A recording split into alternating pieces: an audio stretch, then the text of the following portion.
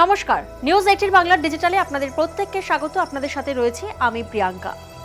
খিদের জন্য হাহাকার আর খাবার চাইলেই শরীর দাও, যৌন সংসর্গ করলেই মিলবে খাবার।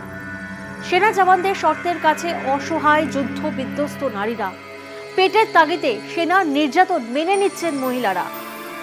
কিন্তু প্রশ্ন এখানেই, কোন দেশে চলছে এমন নারকীয় অত্যাচার? কোন দেশে, কোথায়, কেন, কিসের জন্য এমন নারকীয় অত্যাচার? আজ আমি প্রিয়াঙ্কা আপনাদের জানাবো।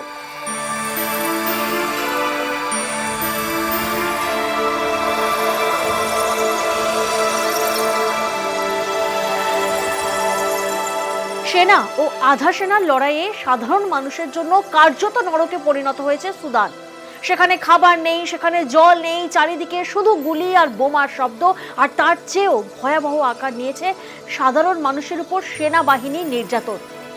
জীবন যুদ্ধে কোনো মতে টিকে থাকা সেখানকার মহিলাদের দাবি, সামান্য খাবারের জন্য সেনাবাহিনীর সঙ্গে যৌন সম্পর্কে লিপ্ত হতে বাধ্য করা হচ্ছে তাদের। শুধু এখানেই শেষ নয়, আরো অভিযোগ সামনে উঠে আসছে। খাবার, এমনকি জল পেতেও, জল পাওয়ার জন্য মহিলাদের লাইনে দাঁড় করানো হচ্ছে।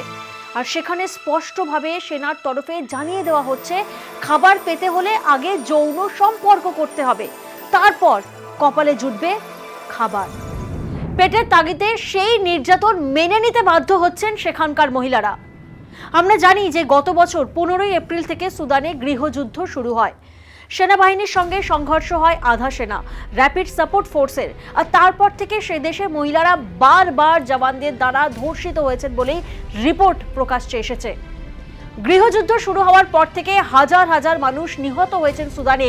দাবি করা হচ্ছে যে 1.5 লক্ষ মানুষের মৃত্যু হয়েছে, আর 1,10,00,000 মানুষ এখনো ঘরছাড়া।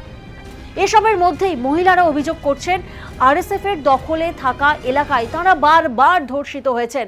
এমনকি যে বাড়ি থেকে তারা পালিয়ে এসেছিলেন সেখানে আবার ফিরতে চাইলে বা সেখান থেকে কোনো জিনিসপত্র আনতে গেলেও সেনার সঙ্গে যৌন সংসর্গ করতে বাধ্য করা হচ্ছে তাদের। যারা পালিয়ে যেতে পারেননি তাদের অবস্থা অত্যন্ত শোচনীয়। সেখানে যে সকল মহিলারা রয়েছেন তাদের দাবি, বেঁচে থাকার জন্য তাদের কাছে এখন একমাত্র রাস্তা হলো সেনা জওয়ানদের সঙ্গে যৌন সম্পর্ক করা। যেখানে মহিলারা স্পষ্টভাবে জানাচ্ছেন, অসংখ্য মহিলাকে লাইনে দাঁড় করিয়ে তাদের সঙ্গে যৌন সম্পর্ক করছেন সেনার সদস্যরা। বিনিময়ে তাদের হাতে দেওয়া হচ্ছে খুব সামান্য একটু খাবার আর জল। ভাবুন একবার, শুনলেই গা শিউরে উঠছে। কারণ সেই খাবার আর সেই জল নিয়ে তারা তাদের পরিবারের মানুষজনের কাছে যায়, পেট ভরায় তারা। এক মহিলা জানাচ্ছেন, এটা ছাড়া আর তো কোনো রাস্তা নেই আমাদের কাছে। সেনার কাছ থেকে পাওয়া ওই খাবার বাড়িতে বৃদ্ধ বাবা মা সন্তানের বেঁচে থাকার একমাত্র রসদ। সুদানে ক্ষমতা দখলের লড়াইয়ে নেমেছেন দেশটির সশস্ত্র বাহিনীরই 2 জেনারেল, আবদেল আল ফাতাহ আল বুরহান আর জেনারেল মোহাম্মদ হামদান দাগালো। প্রথম জন সুদানের সেনাপ্রধান এবং 2019 থেকে দেশের সর্বোচ্চ শাসন ব্যবস্থার জন্য ভারপ্রাপ্ত কাউন্সিলের প্রধান তিনি। আর দ্বিতীয় জন, তিনি কে? তিনি দেশের আধা সামরিক বাহিনীর র্যাপিড সাপোর্ট ফোর্স অর্থাৎ আরএসএফ এর প্রধান তথা কাউন্সিলের অন্যতম সদস্য।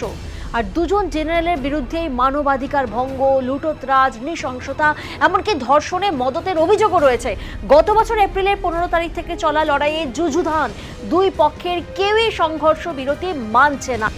রক্তক্ষয়ী ক্ষমতার লড়াইয়ে পশ্চিমের দারফুর প্রদেশ, সেখানে কয়েকশো মানুষ নিহত হয়েছেন। রাজধানী খার্তুম, সেখানেও প্রাণ হারিয়েছেন অনেকেই। আর এই যুদ্ধের জেরে 15,000-এর বেশি মানুষের মৃত্যু হয়েছে এখনো পর্যন্ত। আর এসবের মধ্যে এক চাঞ্চল্যকর অভিযোগ সামনে উঠে আসছে, যে অভিযোগ শুনে কার্যত গা শিউরে উঠছে, আঁতকে উঠছেন গোটা বিশ্ব।